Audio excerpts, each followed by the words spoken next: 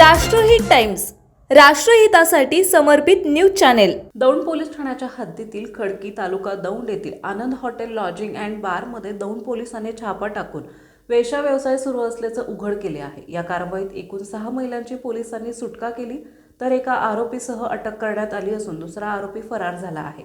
या कारवाईत लॉजमधील 8 खोल्या तपासणी दरम्यान 5 कॉन्डम पॅकेट, ग्राहक नोंद वही आणि आरोपींकडून 1000 रुपये रोख रक्कम जप्त करण्यात आली।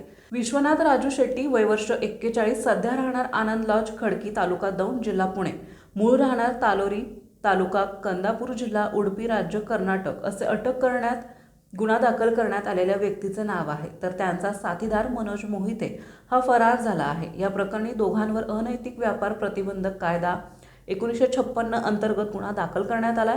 या प्रकरणी दौंड पोलीस ठाण्यातील पोलीस हवालदार संजय कोठावळे यांनी फिर्याद दिली आहे।